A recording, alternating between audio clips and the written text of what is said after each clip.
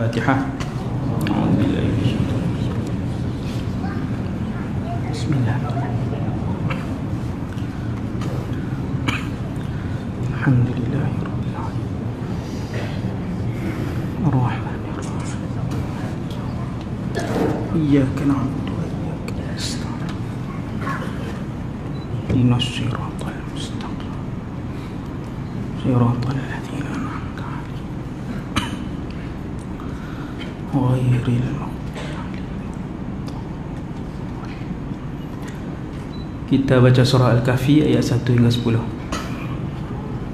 A'udzu billahi minasy syaithanir rajim. Bismillahirrahmanirrahim. Alhamdulillahilladzi anzala 'ala 'abdihi al-kitaba wa lam yaj'al lahu 'iwaja قيما لينذر بأسا شديدا من لدنه ويبشر المؤمنين الذين يعملون الصالحات أن لهم أجرا حسنا ماكثين فيه أبدا وينذر الذين قالوا اتخذ الله ولدا ما لهم به من علم ولا لآبائهم كبرت كلمة تخرج من أفواههم إن يقولون إلا كذبا فلعلك باخع نفسك على آثارهم إن لم يؤمنوا بهذا الحديث أسفا إنا جعلنا ما على الأرض زينة لها لنبلوهم أيهم أحسن عملا وإنا لجاعلون ما عليها صعيدا جرزا أم حسبت أن أصحاب الكهف والرقيم كانوا من آياتنا عجبا إذ أوى الفتية إلى الكهف فقالوا ربنا آتنا من لدنك رحمة وهيئ لنا من أمرنا رشدا صدق الله العظيم. السلام عليكم ورحمة الله وبركاته. أعوذ بالله من الشيطان الرجيم. بسم الله الرحمن الرحيم. الحمد لله رب العالمين والصلاة والسلام على أشرف الأنبياء والمرسلين سيدنا وحبيبنا وقرة أعيننا محمد بن عبد الله الأمين وعلى آله وأصحابه ومن تبعهم بإحسان إلى يوم الدين ولا حول ولا قوة إلا بالله العلي العظيم ولا حول ولا قوة إلا بالله العلي العظيم ولا حول ولا قوة إلا بالله العلي العظيم. أما بعد. Pertama sekali nawaitul i'tikaf fi hadzal masjid sunnatan lillahi ta'ala. Radina billahi rabba, kami redha Allah Tuhan kami. Wa bil Islam dina, kami redha Islam cara hidup kami. Wa bi Muhammadin nabiyyan wa rasula, dan kami juga redha bahawa Muhammad sallallahu alaihi wasallam seorang nabi dan rasul.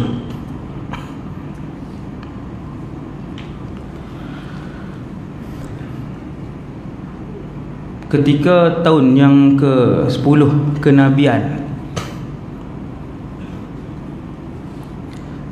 Nabi kehilangan dua orang yang paling Nabi sayang. Yang pertamanya Abu Talib ibn Abdul Muttalib, dan yang keduanya Khadijah bintu Khuwailid.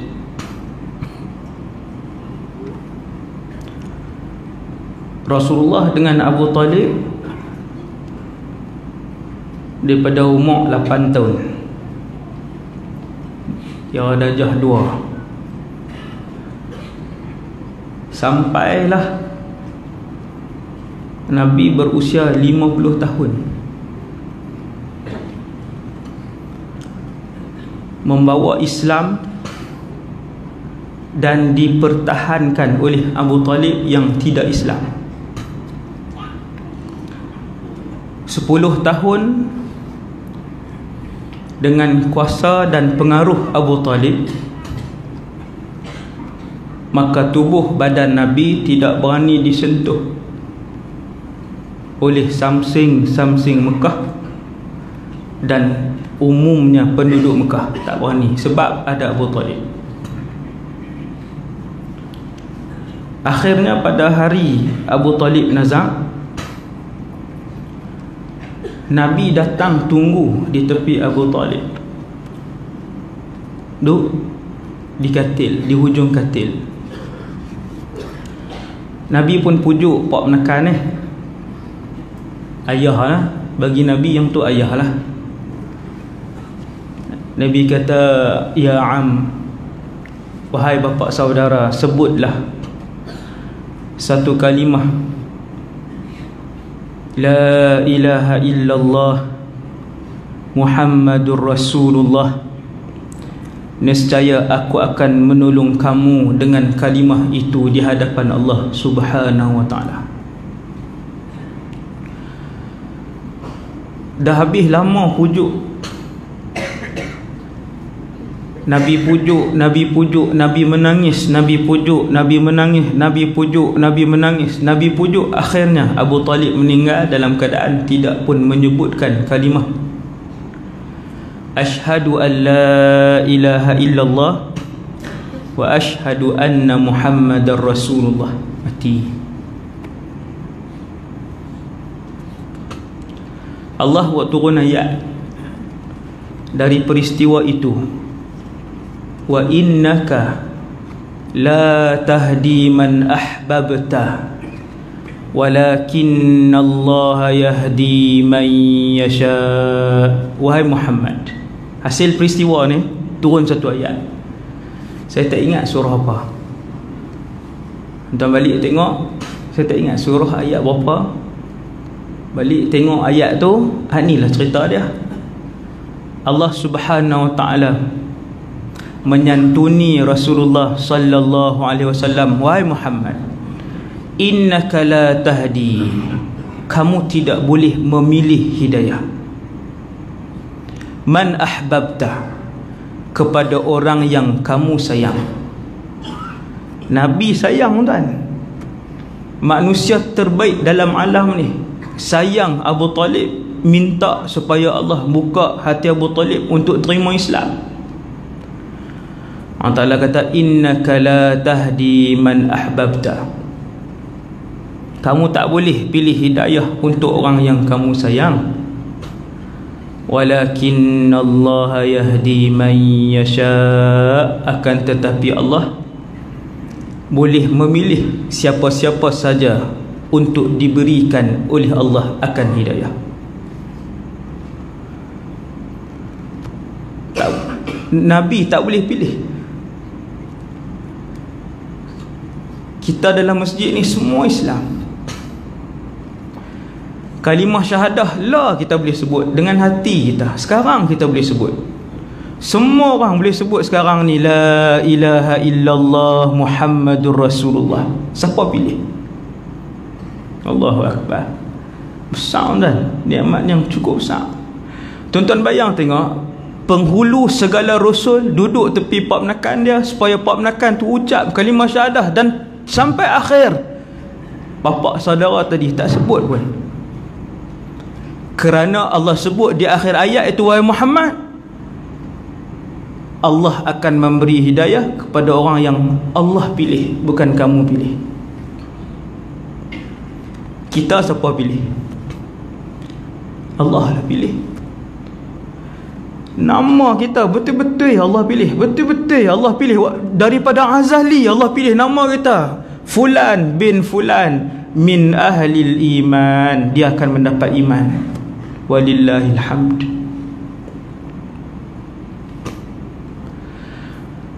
Semua yang mati tak sempat mengucap dan tidak pernah mengucap, semua yang mati tak pernah mengucap adalah kekal selama-lamanya dalam neraka. Tuan-tuan renung ayat tu cukup dah. Selama-lama ni dibakar penduduk neraka, dia rabat dinding neraka ni, rabat lereng tu, sebab neraka ni gaung. Gaung yang berapa ribu kilometer masuk ke dalam. Wallahu a'lam. Mungkin lebih daripada ribuan kilometer, sebab zaman Nabi pernah dengar bunyi satu benda yang kuat. Sahabat tanya, ya Rasulullah, bunyi apa tu? Nabi kata bunyi batu yang dilemparkan satu ketika dulu, baru tadi sampai di kerak neraka. Jauh mana tuan? Hak dalam tu jauh mana? Setiap hari penduduk neraka yang garing terbakar setiap saat tubuh badan mereka cuba untuk memanjat dinding-dinding neraka. Tapi setiap kali sampai atas sikit je, mereka akan ditendang masuk balik ke dalam neraka. Dia tak ada rehat. Kalau Abu Jahal, kalau Abu Lahab, dia diringankan setiap hari Isnin. Abu Lahab ambil dah hak tu tuan, hak keistimewaan tu tak ada. Diringankan Isnin saja. Masuk Selasa je bakar balik, bakar Selasa, Rabu, Khamis, Jumaat, Sabtu, Ahad, bakar. Dan ahli neraka yang paling ringan azabnya sudah juga pun diambil,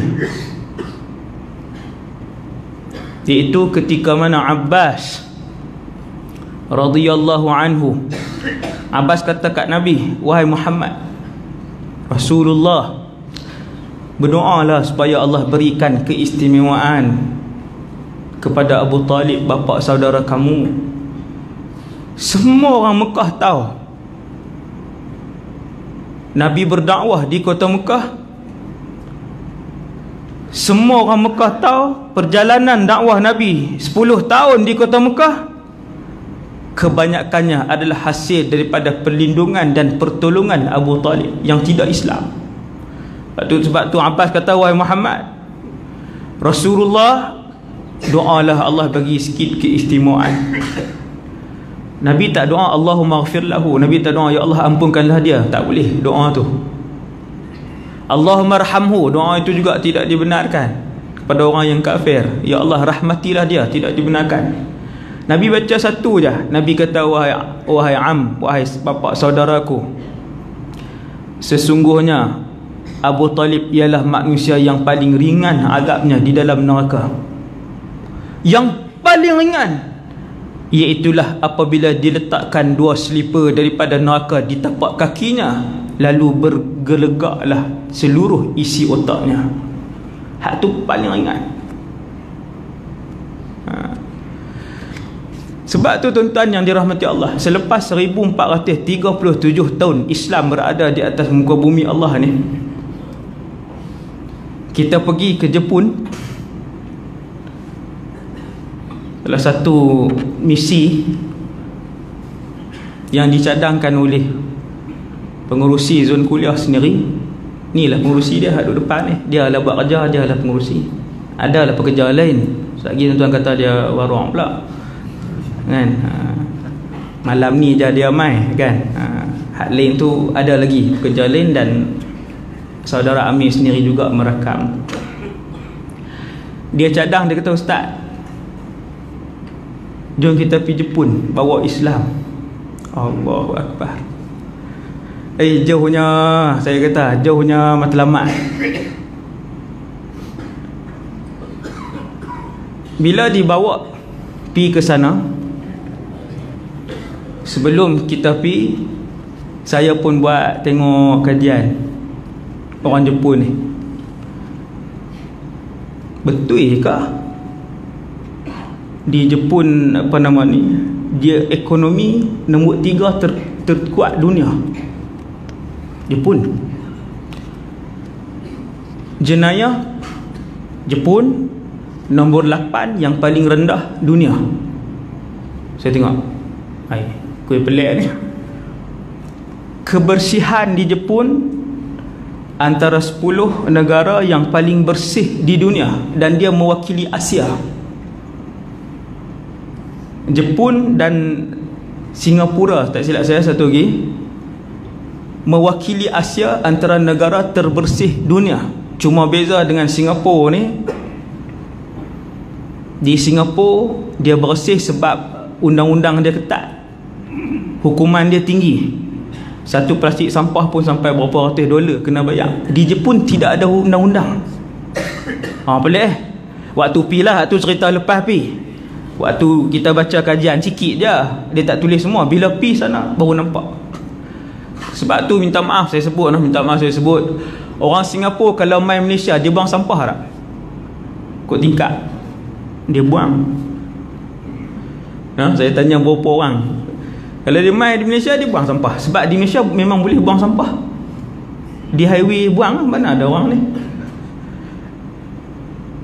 Sebab dia dididik dengan undang-undang. Bila kita pergi Jepun, selama 10 hari kita hanya saya mencari sampah. Saya kena tengok bawah, dalam longkang, saya selak kena cari macam tu. Dalam tong sampah jangan carilah, memang ada sampah lah. Tempat lain ni, dekat stesen, tengok bawah tangga. Akhirnya jumpa beberapa tempat, 2 atau 3 tempat, 10 hari. Balik daripada Jepun, turun KLA, dalam KLA ada sampah dah. Tak payah keluar, dalam KLA, keluar kapal terbang, dalam KLA tu jumpa dah sampah. Tang ni botol, tang ni.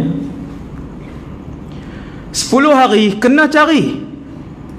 Saya kata, saya fikir, negara yang tak ada sampah ni, dia guna hadis mana?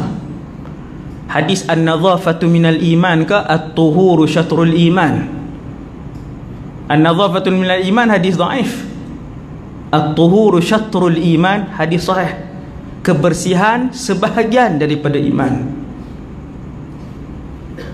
Dan bahawasanya Nabi SAW manusia yang paling bersih, sehingga kan kalau makan dalam satu bekas kurma, Nabi tak bagi letak biji tu dalam bekas yang sama. Sebab Nabi kata takut saudara-saudara Islam kita yang lain rasa geli nak ambil kurma tu. Bersih Islam. Bahkan bila rambut Nabi panjang, Nabi kena minyakkan rambut dia, dan memang Nabi minyakkan rambut dia. Sebab tu cantik, elok, hitam sampai Nabi umur 63. Uban tidak melebihi 17 helai, Nabi minyakkan. Dan bila selalu minyakkan dengan minyak zaitun, Nabi buh serban, jadi apa serban? Lekat lah. Dalam Syama'il Muhammadiyah disebutkan bahawa Nabi akan meletakkan satu kain dulu sebelum meletakkan serbannya. Bersihnya Rasulullah.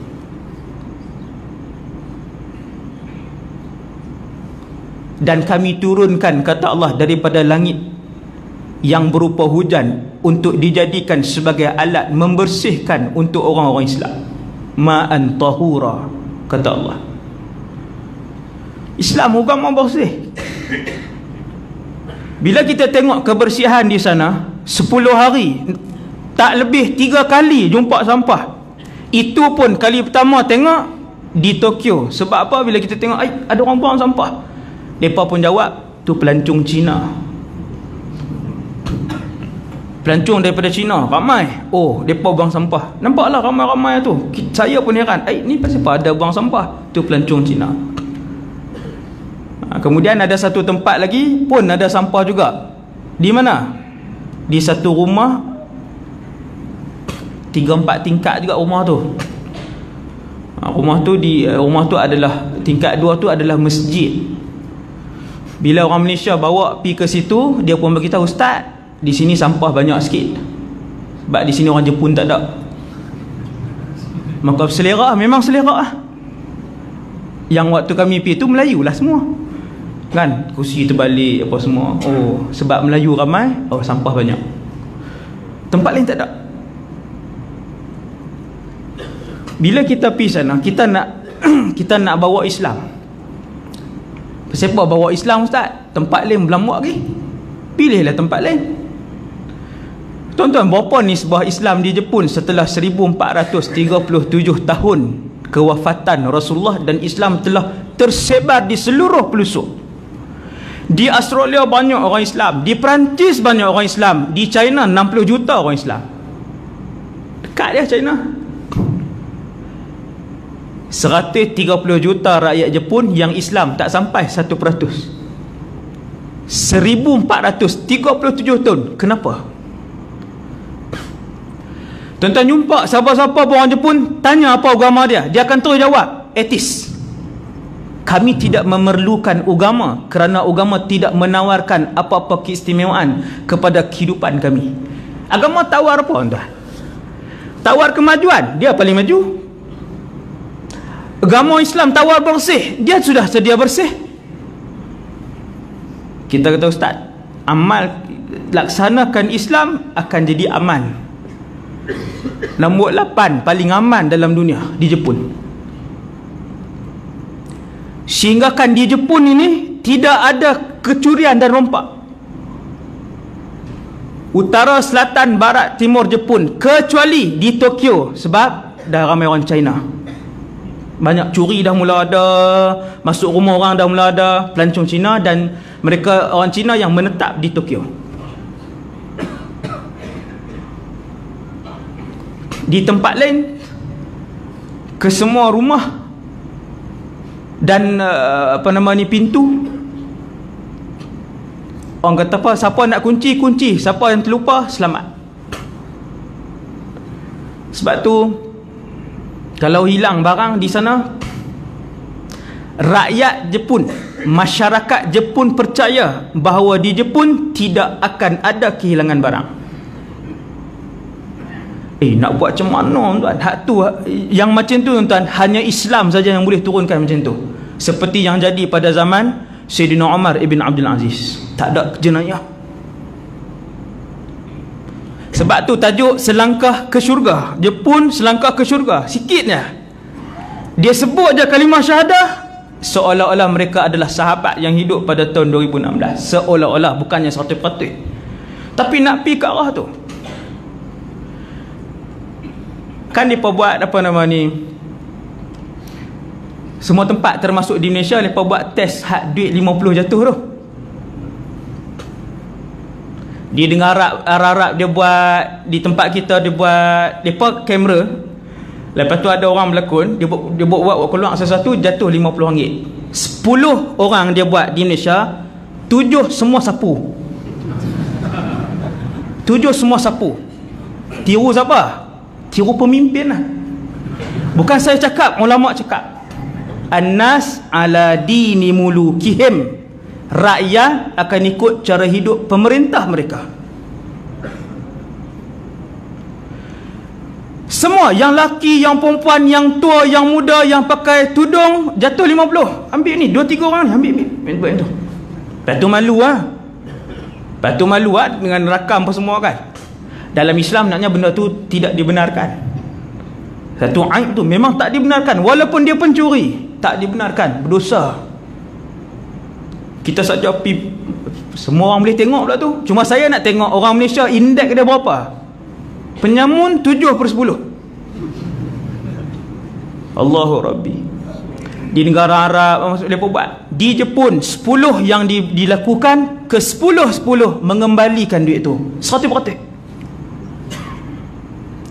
Masyarakat Jepun percaya bahawa tidak akan hilang barang di Jepun.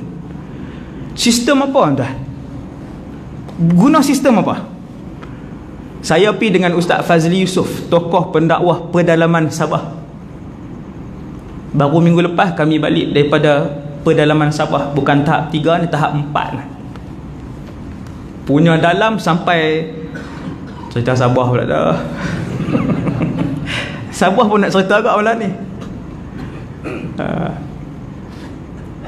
Sampai border Kalimantan, sungai pensiangan pertemuan dua sungai, Sungai Sabah dengan Sungai Kalimantan. Punya dalam. Saya pergi dengan Ustaz Fazli, pergi ke Jepun ni. Untuk dia bawa cara dia, saya bawa cara saya, gabung. Kali tak tergabung. Dia tengok muka saya tengok muka dia. Kita nak dakwah kod mana ni Ustaz? Kita tunjuk akhlak baik. Ustaz Fazli ni dia macam tu, dia memang lemah lembut, subhanallah. Kita kata kita tunjuk akhlak baik. Nak tunjuk kat siapa akhlak baik? Kat rakyat Jepun. Bila guna nak kita tunjuk akhlak baik ni tuan-tuan, habis baik dah. Di Jepun bahkan mereka tidak mengangkat suara di khalayak ramai, tidak angkat suara. Kecuali 3-4 kali saya dengar angkat suara, kesemuanya yang angkat suara tu adalah grup kami. Hak 3-4 kali tu. Termasuk ni saudara Amir ni lah. Dia memang kuat.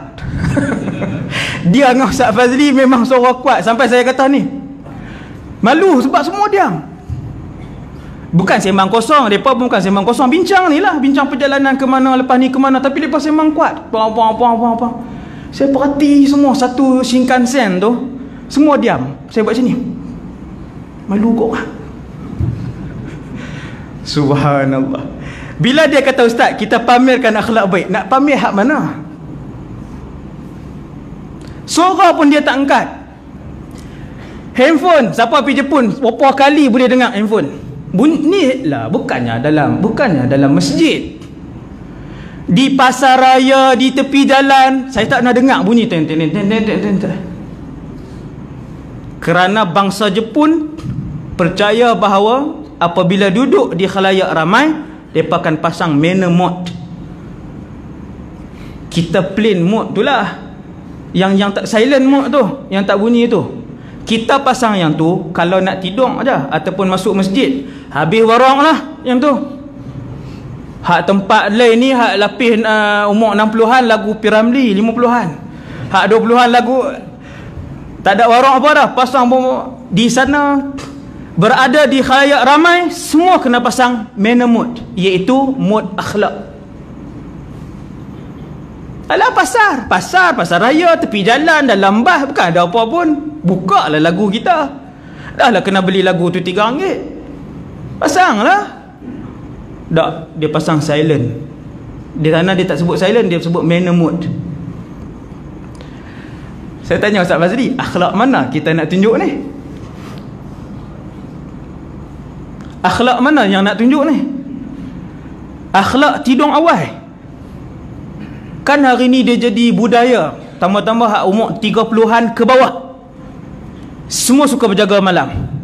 Kalau cuti berjaga malam sampai 1 pagi, sampai 2 pagi, sampai 3 pagi. Wa ja'alna al-laila libasa. Allah Ta'ala kata manusia yang normal, mereka akan menjadikan malam itu sebagai rehat. Kami sampai di Osaka hari pertama, saya sampai bandar dia, Osaka ni bandar besar, pukul 9 sunyi. Saya jadi tak faham. Sampai di Osaka tu bandar besar, 9 sunyi. Semua kedai tutup, nak cari hotel pun susah, kecuali beberapa hotel khas yang buka 24 jam. Beberapa je, yang lain semua tutup. Kedai makan tutup, kedai minyak tutup, semua jenis kedai cat ke kedai semua tutup. Saya duk kata, oh ni esok mungkin ada apa-apa kot. Pukul 9 malam ni je lepas tidur awal. Setelah 10 hari duduk sana, daripada utara sampai selatan, barat sampai timur, orang Jepun tidur pukul 9, 9.30. Bila kita sewa homestay dengan ada keluarga Jepun, homestay dengan keluarga Jepun, kita naik tangga je, dia buka pintu, dia kata jalan pelan-pelan. Punya hinggap kita ni, naik tangga tu hinggap dah. Saya jadi segan betul. Naik tangga tu dah cerai dah kita ni, naik tangga tu dia buka dah, dia kata jalan pelan-pelan. People want to sleep. Kita pun naik macam tu, macam mana dia pun ni robot ke? Kan naiklah pelan-pelan. Allahu Rabbi. Saya tengok Ustaz Fazli, dia tengok saya. Nak kok mana tuan-tuan nak masuk Islam? Allahu Akbar. Tuan-tuan nak masuk kok mana Islam ni? Nak masuk kok mana?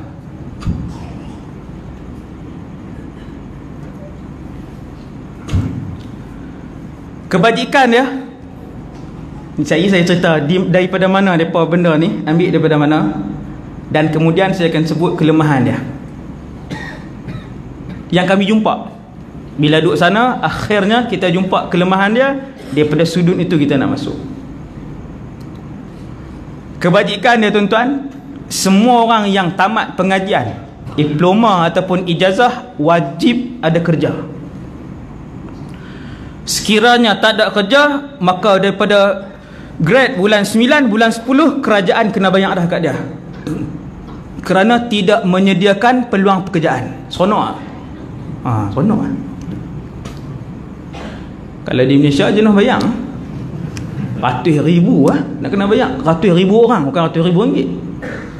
Yang tak ada pekerjaan, ratus ribu. Adik-beradik kita sendiri, saudara mara kita pun ramai yang habis buat kerja ikut dan lah. Sabar ni ikut dan. Mana-mana siswazah yang menamatkan pengajian mesti disediakan pekerjaan. Kalau tak ada kerja, bulan seterusnya terus dibayar. Bayar. Tapi di sana memang semua orang bekerja keras lah. Semua tempat. Kebajikan.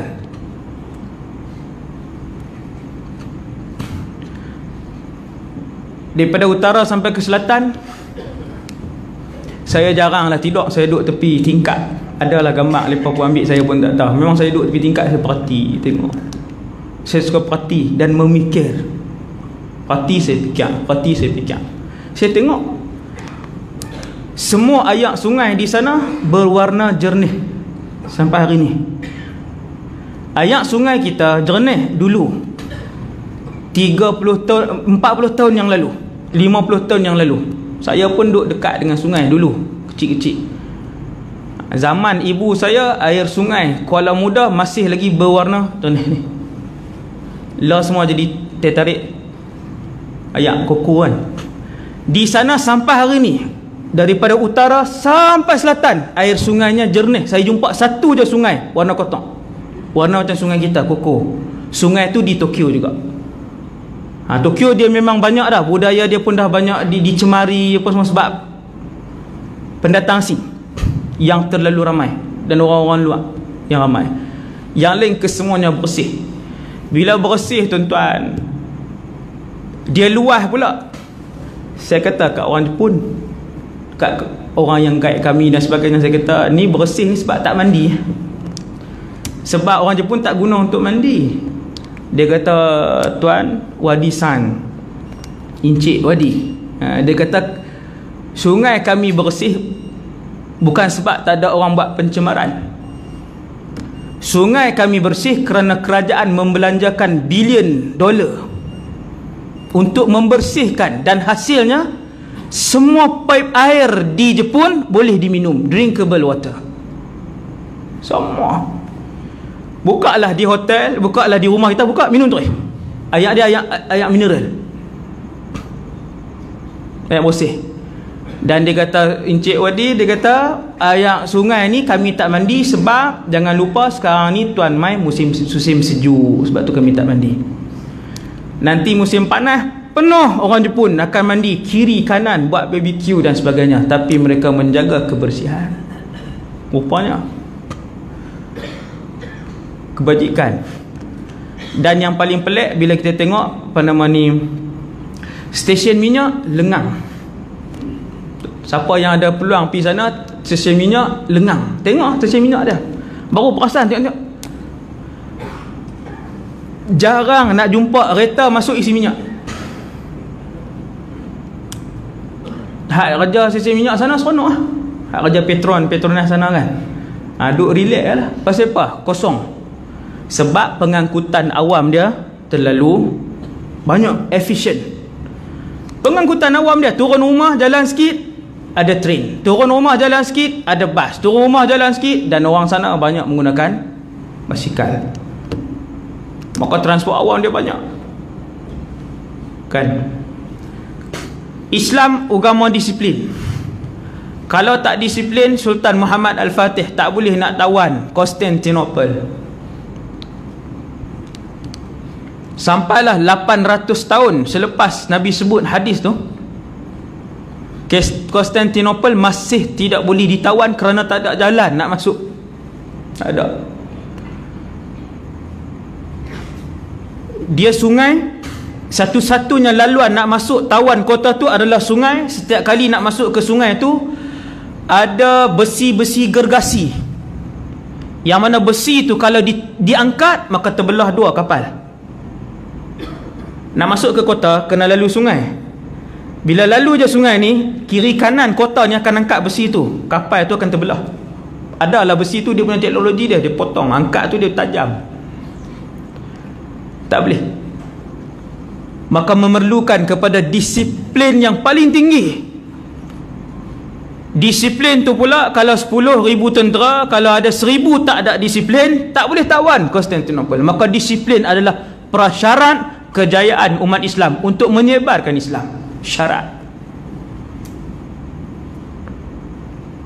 Akhirnya dengan selepas disiplin yang ketat, Sultan Muhammad Fatih mendapat ilham untuk membawa 60 buah kapal melintasi Gunung Jerai. Saya sebut Gunung Jerai bagi tuan-tuan faham. 60 buah kapal dibawa naik atas Gunung Jerai, turun. Sungguh Ustaz ke cerita ada tambah. Cerita tu disaksikan oleh seluruh dunia. Dalam kitab orang putih ke, kitab barat ke, kitab Jepun ke, kitab mana, semua sebut benda tu. Disiplin yang luar biasa. Tuan-tuan, tapi walaupun orang waktu tu tentera Islam mencecah, tak silap saya 200,000. Sultan Muhammad Fatih ketika tu, tak silap saya tentera dia mencecah 200,000. Tapi tuan-tuan nak bawa kapal, maka pada malam itu pokok-pokok besar dipotong untuk dijadikan landasan kepada kapal-kapal ini bergerak di atas gunung. Siap malam tu juga. Siap malam tu juga. Maksudnya bila Sultan Fatih kata sebelum Isyak mesti selesai potong pokok, sebelum Isyak selesai. Selepas Isyak batang-batang itu mesti disusun, maka disusun. Ikut jadual, akhirnya 60 buah kapal itu telah dibawa atas jalan raya gunung tadi. Kapal tarik ya. Adalah dia punya teknologi kan. Malam tu juga siapkan. Kemudian mendarat ke Tasik tu, selat tu. Bosphorus ke apa, selat apa tu? Selat yang Konstantinopel punya selat. Bosphorus ke apa tau. Selat masuk. Disiplin kena tinggi. Kami cuba naik waktu di Jepun semua benda. Ni saya nak kait dengan Islam ni, supaya kita semua kembali mengamalkan keistimewaan Islam. Kami cuba naik semua benda. Terbang lah apa, ferry je tak naik lagi. Bila kita naik bas, di setiap perhentian bas ada jadual. Kita tengok jadual dia. 7.13, 7.41, 8.2 minit. Saya kata betul ke? Sampai minit-minit ni melampau ni kan. Bila kami tunggu, contohnya 8.13 tepat, bah tu mai. Bah mai. Hang tengok aku tengok hang. Tepat ni. Lepas tu pakat duk bincang atas bah. Macam mana boleh tepat ni? Pakat buat teori supaya tak tepat. Supaya bah tu boleh mai tak tepat. Kita turun lagi, lepas tu kita naik bah lagi. 7.41. 7.41 bah mai. Semua kami lah otak-otak orang Melayu ni. Kan? Otak orang Melayu ni nak cuba duduk di sana kan. Kita kata kalaulah satu stesen ni orang ramai, maka jadi lambat. Bila nak jadi lambat. Lepas tu perhentian kedua orang ramai jadi lambat, perhentian kedua orang ramai jadi lambat. Mesti dia lari 4-5 minit. Semua apa duduk lawan tengok tak ada jawapan lah. Kan? Sebab kita nak bawa suasana otak kita ni pergi sana, kita duduk teringat bah UTC kita 7.41 Ada jadual, alhamdulillah 7.45, 8.30 baru mai. Saya naik bas dulu kecil-kecil kan, naik bas, Allahu Rabbi, 6 suku, biasalah 6, 10 sat gimai awal, 6-5 minit berlari kita ni, 6.30 bas jadual memang ada 6.15, 6.40, 6.50. driver bas berhenti dulu makan, sekali driver bas bertolak lambat. Disiplin. Gunung pun kami naik. Gunung, kami pergi ke tempat tapak perkuburan terbesar Jepun, Gunung Moriyama. Gunung apa Amin? Dia pun tak ingat lah kan? Kalau saya tak ingat, dia lagi tak ingat lah. Gunung apa tak bunyi macam tu lah, Moriyama, lepas semua tu kan. Naik gunung tinggi. Bila naik gunung ni seronok lah tuan, tengok penempatan orang, seronok lah, bersih apa semua tu. 10 hari tak pernah jumpa jam. Dan rakyat dia jauh lebih banyak daripada kita, 130 juta orang. Tak jumpa jam. Baru perasan bila mereka ni sama-sama sembang lah, Ustaz jumpa jam tak mana, kita duduk jalan 10 hari ni tak ada jam. Mereka guna jalan mana.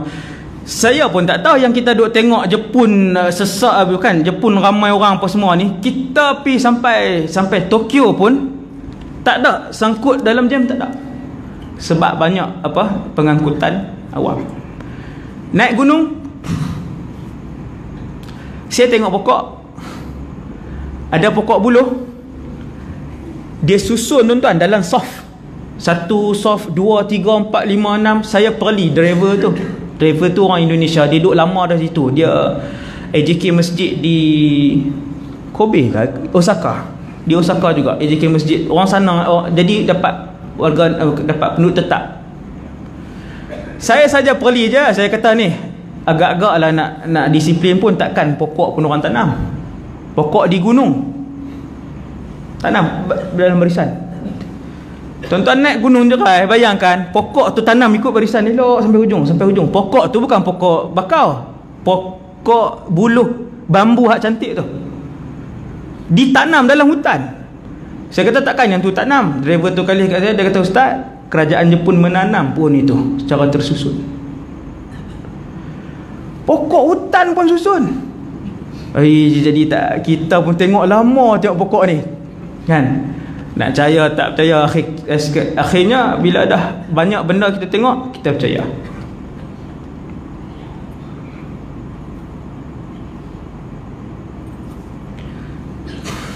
Setiap perjalanan, setiap rumah kita tengok ni di segi kemakmuran lah, di segi kemakmuran.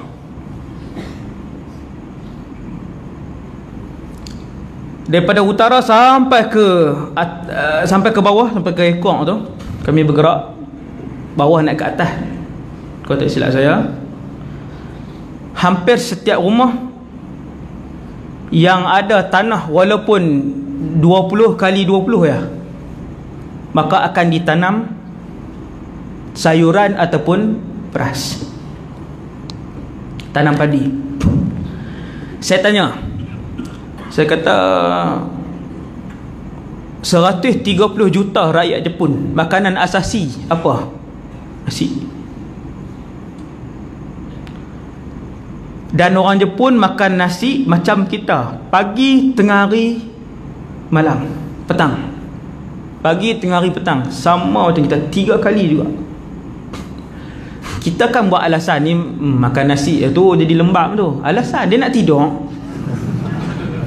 Dia kata mengantuk kena nasi lemak dah. Bukan mengantuk, hang penigan. Tuan-tuan, orang Jepun makan nasi 3 kali sehari, tapi dia bangsa yang antara yang paling rajin dalam alam ni. 3 kali. Nasi dia bukan macam nasi kita, pulut. Sebab tu dia boleh kepai, buat sushi bentuk bulat lah apalah.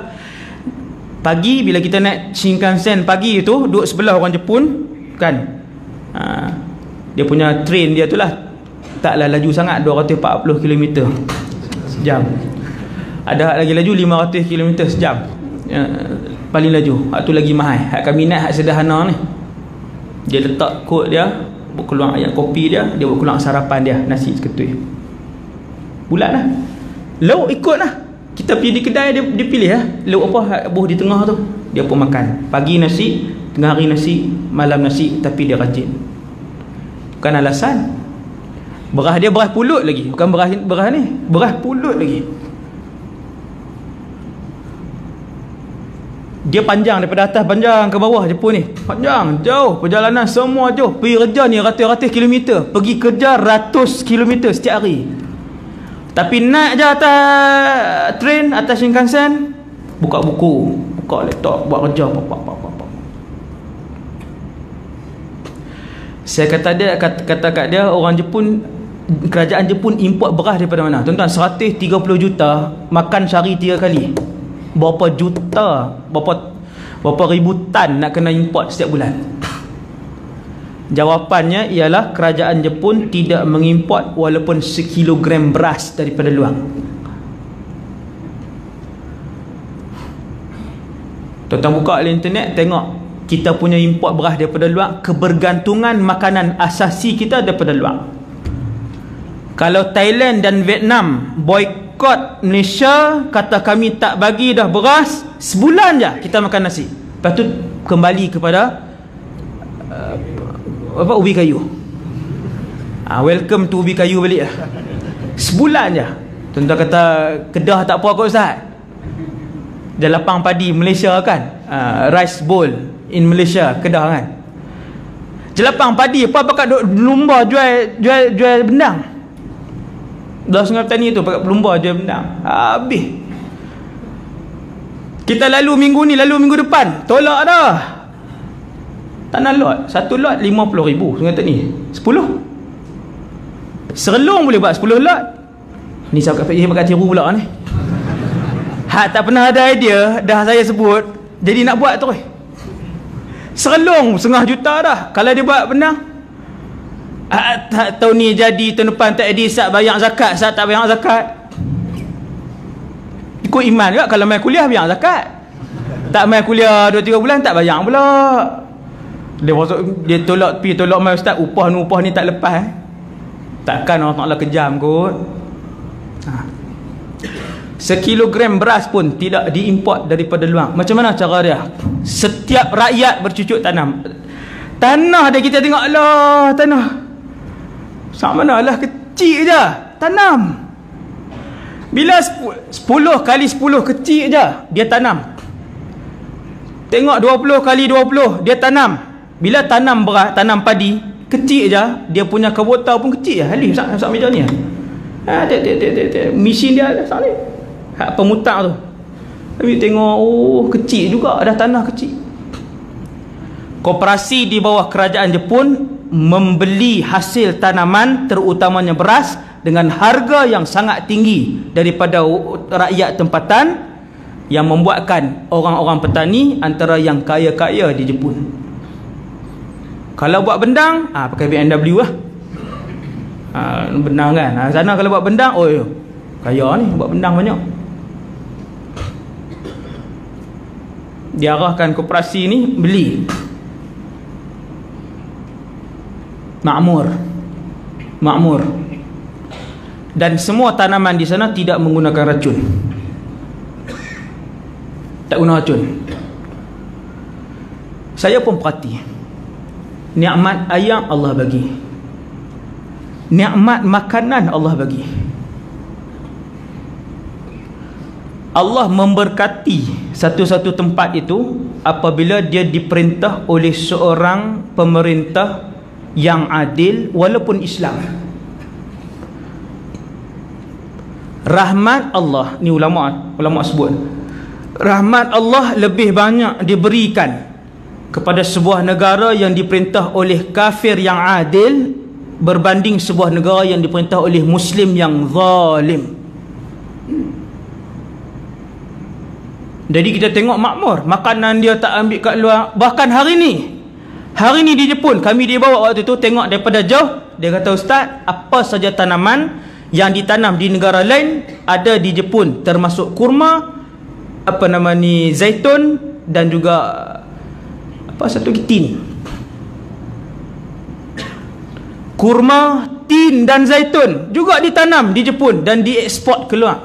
Tu dia lah. Sampai pokok-pokok tu ditanam. Keberkatan. Sayur-sayuran dia tak menggunakan tidak menggunakan racun. Manis. Buah-buahan dia manis dan sebagainya. Setelah 2008 saya rasa buah yang manis di Syria terakhir 2008. Di Syria buah manis, sayur manis. Balik Malaysia sayur kita pahit. Sayur kita pahit, boleh rasa kesan racun tu. Sawi ke kita makan pahit. Carrot kita makan pahit. 2018 2016 pergi ke Jepun, rasa balik hak sayur manis, hak buah manis tu. Makan-makan rasa balik. Dia punya strawberry pun besar-besar kan. Besar-besar strawberry dia. Makan-makan, weh manis. Seolah-olah Allah memberkati bumi tu. Sebab tu di sana rasuah 4,000. Bila bulan lepas kot, rasuah 4,000 kena buang. 4,000 ya. Rasuah pemimpin atasan. Kita juta tak buang ni. Saya sembang sendiri dengan orang belah KL. Juta tak buang ni. Juta ni biasa. Projek 2 juta, rasuah 600,000. Kan? Bukan kata buang, yang tu semua kementerian. Kebanyakan kementerian. Statistik tak ada secara umum. Kan? Saya tak ada lah statistik. Secara umum kita sembang kan. Inna lillahi wa inna ilaihi raji'un. Ini masalah. Bila kebersihan di sana, tadi saya sebut dah, dalam masa 10 hari tu sampah, kenderaan dia tak ada asap. 10 hari kami melihat dalam 10 hari dua kes yang isap rokok di tempat awam. 130 juta 2 kali isap rokok. Tuan-tuan berhenti 7E sana, kedai runcit, restoran ke apa, tidak dijual. Rokok tidak dijual. Saya pun tak dan tanya di mana dijual, sebab memang kita tak perlu pun benda tu, tak cari pun. Tapi bila pergi tu tak ada, tak dijual. 2 tempat yang saya nampak orang isap rokok punya disiplin ni apa, punya bersih. 1 bilik merokok yang disediakan di lapangan terbang ada, kemudian di tempat awam dia akan letak 1 tempat bilik merokok. Semua orang akan masuk dalam bilik itu. Tak ramai. Kalau kita tak muat lah bilik merokok tu. Mesti tak muat punya. 1 tak muat, yang kedua tak ada siapa isap rokok tuan tu. Dia kata lah, ustaz depan masjid pun kami isap, nak masuk bilik tu apa? Kan? Jadi saya nampak dalam bilik tu orang pakai masuk. Tempat yang kedua ada di satu stesen bas, seorang pakcik, stesen kereta api, dia isap. Saya jadi pelik. Ni kali pertama ni. Di 10 hari tu, yang tu kali pertama orang awam isap di tempat awam. Dia baru duk isap. Kami pun dah jadi pelik, jadi dia ni tak Jepun kot. Rupanya dia memang Jepun. Dan selepas dia isap seminit tu, seorang pilot Shinkansen mai kat dia. Shinkansen ni kereta api laju. Pilot tu mai kat dia, pilot tu tepuk belakang dia pelan-pelan, nasihat. Dia pun ambil rokok dia, padam, buang tu sampah. Punya amar makruf nahi mungkar. Ui, saya kira Allah. Dah lah yang ni kali pertama, dia tak bagi habis pula tu isap rokok. Kita bilai isap rokok. Bilai lain lah, Uganda. Bukan bilai Sharifah Fatimah, bilai Uganda. Bilai kita habis biasa mayang mau keluar pom atas motor, tak keluar masjid. Bawa keluar rokok lu. Abang nak Inna lillahi wa inna ilaihi raji'un. Saya duduk sana, saya duduk teringat rakyat bangsa kita, saya duduk teringat Islam kita. Yang tu buat daurah Sahih Bukhari, daurah Riyadhus Salihin 40 hadis no. Tu ada daurah ramai ni. Hak ni pun belambak isap rokok.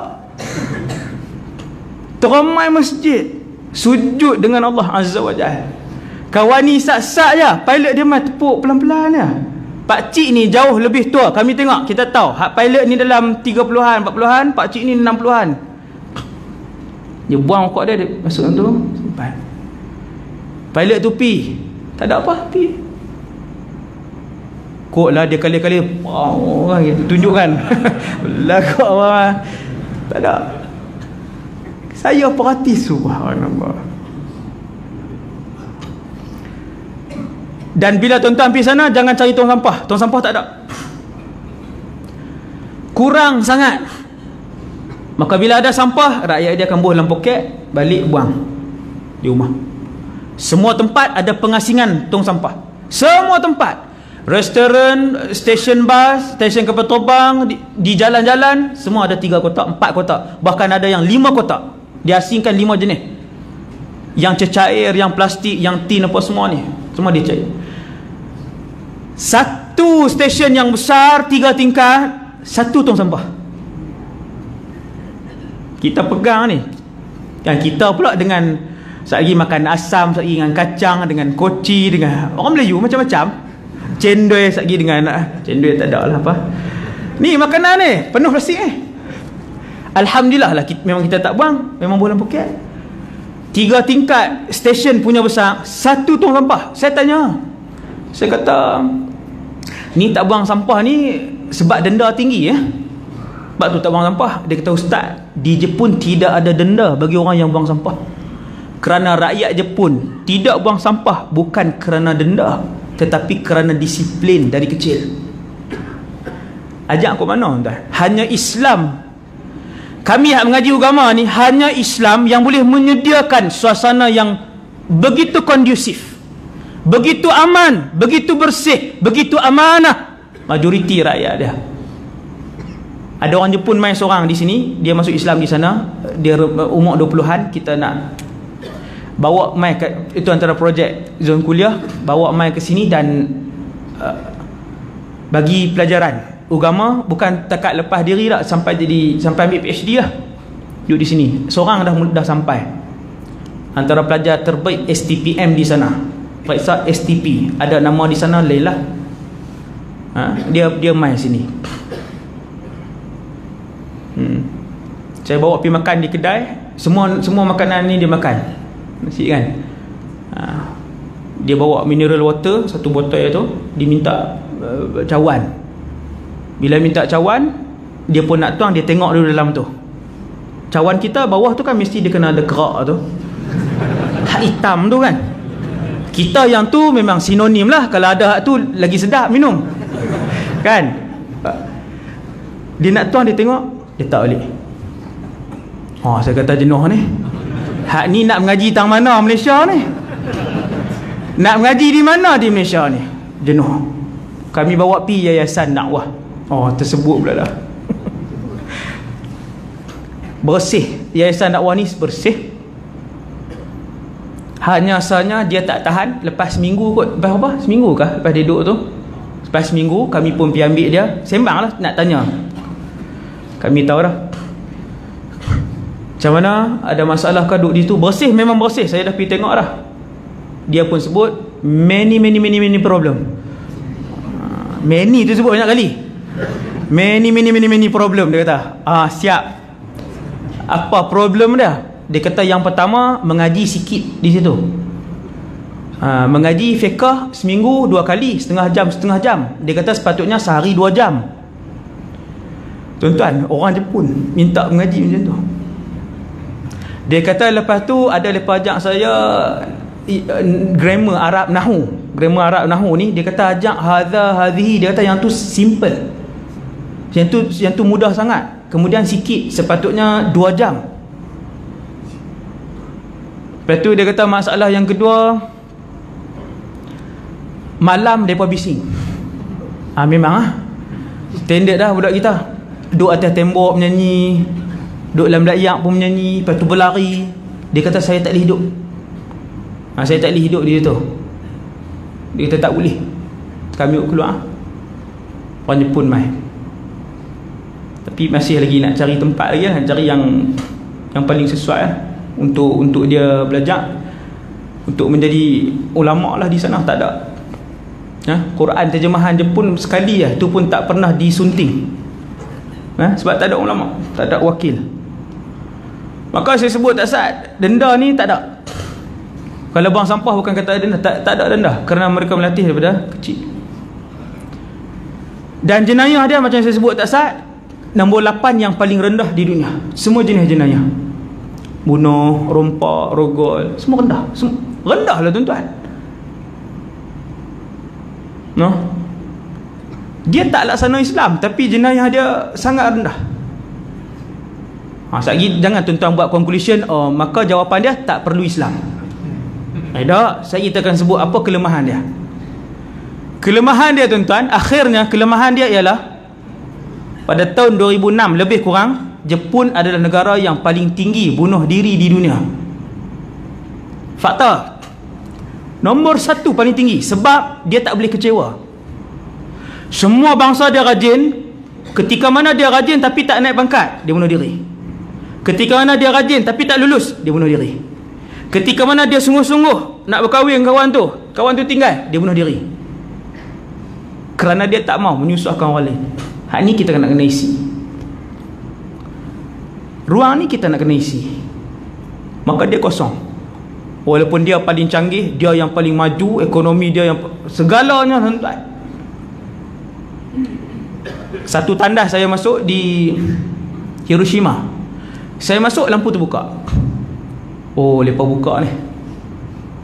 Lepas tu dah perak kita pun keluar balik. Kan? Nak main juga lah. Masuk, dia buka. Ni sengaja ke tak sengaja? Saya keluar balik, dia tutup. Lampu dah, lampu tandas. Kita masuk-masuk tertutup sebab lampu rosak. Buka tak ada lampu. Tandas sini alhamdulillah. Selesa. Lepas tu saya masuk sekali lagi, dia buka. Saya keluar sekali lagi, dia tutup. Maksudnya yang ni auto. Ada tuan-tuan, di mana tandas auto? Tak ada lagi. Buka pintu tandas, mangkuk tandas tu terbuka. Yang ni di Hiroshima juga, dekat dengan museum. Saya buka pintu, mangkuk tandas tu terbuka. Saya tak main dah, orang kata teruk sangat. Saya perhati juga ada orang. Disebabkan dia dekat dengan museum, pelancong pun ramai. Saya tak main lah. Saya pun masuk terus. Saya kata ni satgi macam mana dia nak tutup ni? Kan, kena mangkit pi ke apakah? Duduk lah. Bukan duduk mencangkung, duduk lah, duduk elok kan. Duduk, selesaikan hajat. Habis selesai hajat, pancok memang tak ada. Pancok memang tak ada. Tisu banyak, sangat banyak tisu. Di belah kanan ni, macam kursi ni, tempat ni belah kanan ada macam tempat dia macam ni juga. Tempat tak tangan tu ada 12 butang. 12 butang. Maka saya try ke semuanya. Apa ni mangkuk tandas sampai 12 butang? Kok tekan keluar ayak ke? Tekan, dia pancut ayak. Shower bunga-bunga. Tekan, dia pancut depan sikit. Tekan, dia pancut belakang sikit ayak tu. Tekan, dia macam-macam. Tekan, mangkuk tandas tu tutup. Kenal saya. Saya kata hak ni dah semua tulisan Jepun, kita tak tahulah hak mana. Tekan semua. Habis tekan semua, basuh, selesai, alhamdulillah. Bersih, tak ada masalah apa. Pancok dia keluar macam-macam pipe. Kan? Basuh apa semua, selesai. Tutup, keluar. Canggih pun dia juga. Subhanallah. Beg tuan-tuan ni, beg ni beg duduk depan ni. Beg ni ke dulu waktu bawa? Beg ni. Ni beg depan ni. Ni Amir ni. Punya amanah tuan-tuan di Jepun ni. Kami bergerak satu stesen ke satu stesen ke satu stesen, sampai satu stesen satu beg hilang. Siapa dia punya mangsa? Hak ni lah. Hamba Allah duduk depan ni. Beg tu siapa galah? Dia kata dia galah. Lepas tu tinggal di mana? Tinggal di stesen satu lagi. Beg tu ada apa? Ada semua barang-barang rakaman ni. Tak main mana RM30,000. Duduk dalam tu. No? Laptop lepas bukan hak 2,000, hak 1,100 macam kita tuan-tuan no? Kan? Laptop lepas hak 5-6 ribu punya kan. Duduk dalam beg ni semua. Saya kata hantar tinggal di sana. Di Malaysia, jam G-Shock hak RM70 tu, siapa tinggal dalam dayak, dia keluar pergi basuh tangan je, masuk balik dalam tandas tu, hilang G-Shock tu. 70 ya. Teringat tadi tak ada siapa masuk pun, duk nampak muka Tok Bilal seorang aja. Dia heran, dia kata takkan Tok Bilal kot. Tok Bilal 70 lebih. G-Shock hak muda-muda ni, warna dah warna-warni. Seminit je. Ni cerita betul ni. Ni cerita betul. Di Malaysia ni, tuan-tuan tinggal apa saja, RM30 ke janji dia harga, masuk balik lepas basuh tangan, benda tu tak ada dah. Hebatnya toyol kita ni, berapa bintang ni toyol kita ni. Saya kata Amir, hantar tinggal hak berpuluh-puluh ribu duduk dalam tu, habis lah. Kami pun pecah dua grup. Satu grup pergi ceramah, saya dengan Ustaz Fazli, ceramah di community di sana. Mereka pergi ambil beg balik. Bila sampai di sana, seperti mana yang kita dengar selama ni, orang sebutlah selama ni, barang anda tidak akan hilang, macam itulah. Di mana dia letak beg tu, macam mana dia sandakkan beg tu, di situlah beg tu tidak terusik sekalipun. Kalau hilang dompet kita, maka kita pergi kat kepala polis buat laporan. Polis akan sebut, jangan risau, barang anda akan dikembalikan. Boleh sebut kan tuan? Di Malaysia ni cari satu kampung jadilah hak boleh sebut ayat tu. Tak payah negeri lah, satu kampung jadilah. Jangan risau, motor anda akan dikembalikan. Kita bukan risau motor, slipper pun akan dikebas. Tu hak teramai masjid semua lah. Inna lillahi wa inna ilaihi raji'un. Subhanallah. Akhir sekali, saya ceramah malam ni last lah. Kami pun tengok kok mana ni Tok Ustaz kan. Dia tengok saya tengok. Mesyuarat ni sedia-sedia dengan Ustaz Fazli ni waktu pergi ni mesyuarat. Kok mana Ustaz kita nak bawa? Dia kata kita kena kaji di mana kelemahan mereka. Sekolah pun kami tengok, pelajar sekolah menengah no, dekat Hiroshima tu kan. Lepas tu di Sapporo kami masuk universiti. Waktu tu ada festival makanan, alhamdulillah. Memang Allah Ta'ala susun cantik lah. Waktu tu ada festival makanan dalam universiti, semua pelajar universiti ada. Kita pergi bersembang, kita pergi tengok suasana dia, sekolah menengah mereka, lepas tu universiti mereka. Akhirnya di sana disiplin, amanah, kebersihan, berakhlak baik, menghormati orang tua, silaturahim keluarga telah diajarkan sejak daripada umur 5 tahun masuk sekolah. 5 tahun jajak. Seawal 1 tahun setengah, seawal umur 1 tahun setengah, semua kanak-kanak Jepun mesti diajar untuk makan, minum dan memakai pakaian sendiri. Orang sebut kat kami, bila kita duduk 10 hari di sana, kita nampak saudara Amir ni, dia bawa anak dia umur 2 tahun. Umur tu lah, umur hak sendiri semua tadi ni. Rakyat Jepun dia ajak anak-anak umur 2 tahun mesti makan, minum dan memakai pakaian sendiri, buh sendiri, belajar buh sendiri. Dia bawa anak dia aktif lah. Darah Melayu ada kan. Biasalah punya aktif dah. Alhamdulillah budak aktif ni cerdik lah. Bila pergi kedai makan aktif lah. Budak ni dia nampak semua, dia nampak endui dengan apa kan, dia pergi mana pun dia nampak warna-warni. Itulah budak. Buat pergi kedai makan, tak dalam tempat makan tu, tak dalam kursi kanak-kanak tu, sat je lah. Lepas tu dia nak bekerja. Lepas beberapa minit dah tayang hak ni semua, dia pun nak bekerja, kena angkat tak luak. Bila angkat tak luak, dia jadi pembantu kedai. Naik meja, turun, masuk bawah apa semua. Pembantu wanita tu mai marah dia. Cakap dia pun kan, kami pun tengok budak 2 tahun mana nak bukan reti apa, tak reti apa, dalam pendidikan kita. Dalam pendidikan Jepun, itu umur untuk mendisiplinkan budak. Tak reti mak ayah kalau anak dia makan berjalan, minum berjalan. Itu mak ayah yang tak reti di Jepun sana. Maka sangat memalukan kalau kanak-kanak umur 2 tahun makan sambil berjalan bawa mata. Kita kalau buah biskut, dia pusing satu rumah, sedak biskut tu daripada ruang tamu sampai dapur. Biskut Mary ke apa kan, sedak tu kita memang kita akan kutip. Pasal apa? Alah budak-budak ustaz, bukan dia reti mentaliti kita. Mentaliti bangsa Jepun, setahun setengah, 2 tahun mesti duduk sampai habis makan dan minum, mula memakai pakaian sendiri. Sebab tu perempuan tu dia main marah ni, budak mau. Saya kata dia ni je kot, makcik ni je kot garang. Sampai di airport, macam biasalah airport lagi luas lah, dia anggap swimming pool terus lah budak ni. Anak saudara Amir ni kan, benda tu biasa, budak-budak memang main. Benda tu bukan kata luar biasa, biasa. Budak-budak memang main. Kita pun tak dia berjalan. Pom-pom dia jadi pramugara.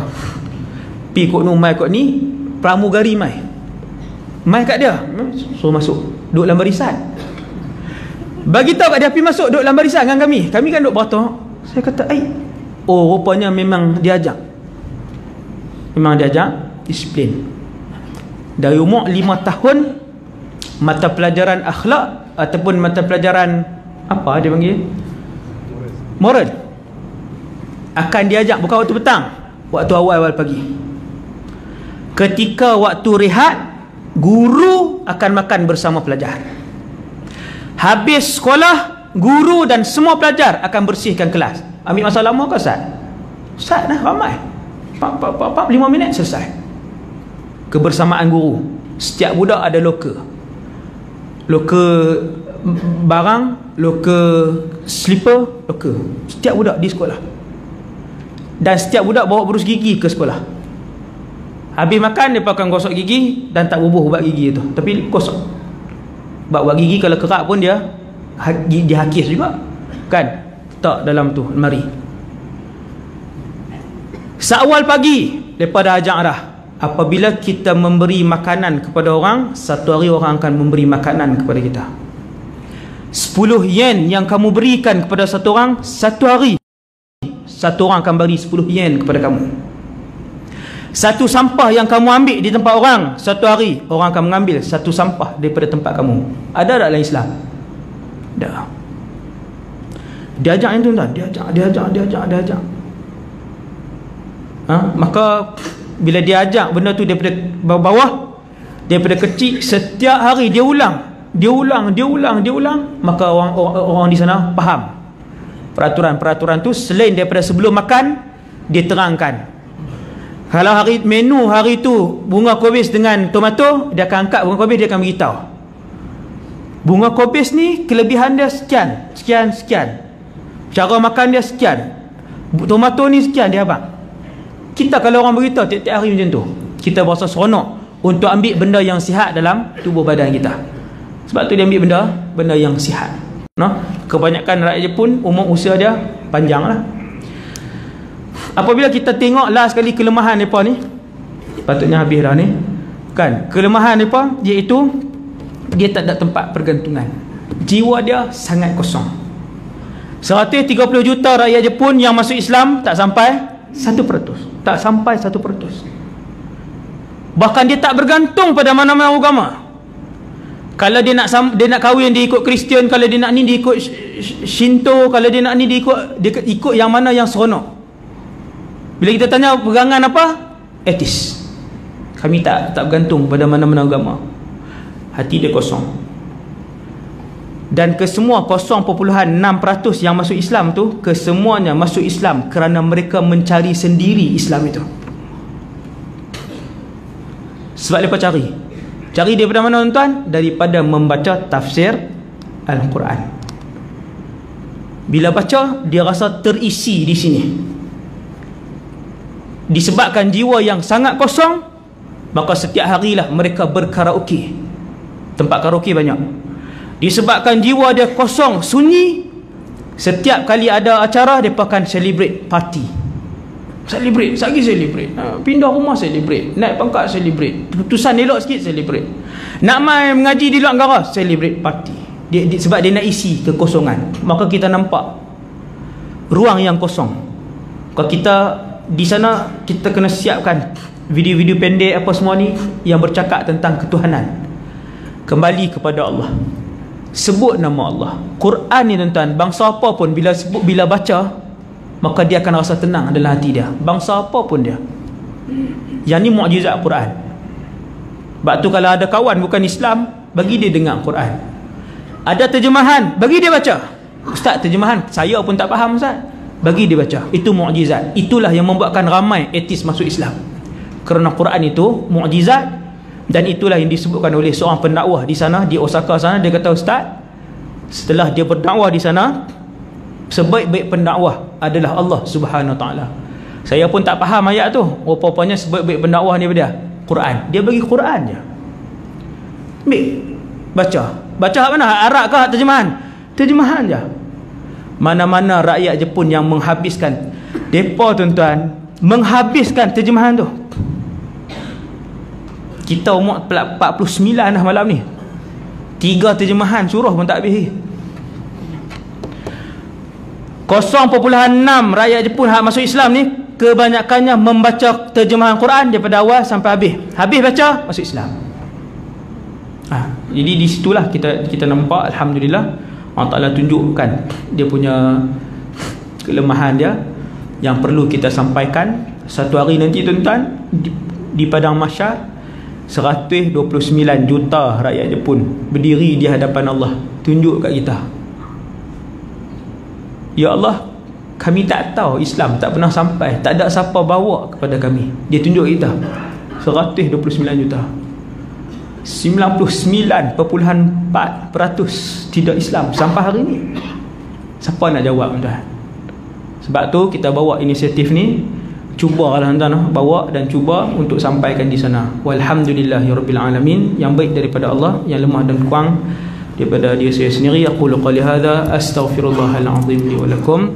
Subhanakallahumma wa bihamdik asyhadu an la ilaha illa anta astaghfiruka wa atubu ilaik. Rahmanir rahim wal 'asr innal insana lafi khusr illa alladziina aamanu wa 'amilus shalihati. Bismillahirrahmanirrahim. Alhamdulillahirabbil alamin. Wassalatu wassalamu ala asyrafil anbiya'i wal mursalin wa ala alihi wa sahbihi ajma'in. Allahumma 'allimna ma yanfa'una. Ya Allah, ajarkanlah ilmu yang bermanfaat kepada kami. Wanfa'na bima 'allamtana. Manfaatkanlah ya Allah ilmu yang Kau curahkan kepada kami.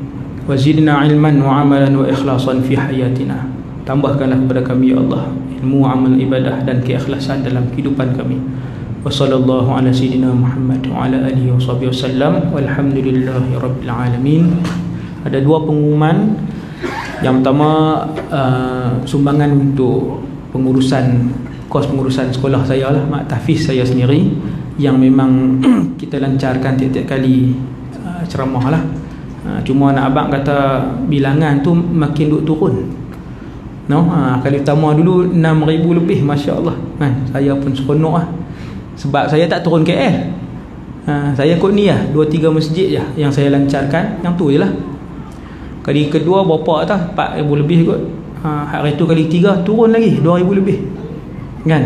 Mereka tengok berdasarkan kualiti ceramah apa tau. Saya perasan kali ni 1,000 lebih saya tak main dah kan. 1,000 lebih teruk lah, jenuh kami nak cari kan. Tolonglah sekolah no. Yang kedua, apa nama ni, mungkin pihak masjid nak buka satu tabung lagi untuk musibah anak kepada ahli qaryah yang terkena sup panas, kecederaan tahap 4. Wallahu alam macam mana nak buat kutipan tu. Adakah ni, ada mesej kat saya ni? Kata tak no. Esok. Oh yang tu esok. Okay, mulai esok no, insya-Allah. Malam ni hak sekolah kami ya. Insya-Allah. Assalamualaikum warahmatullahi wabarakatuh.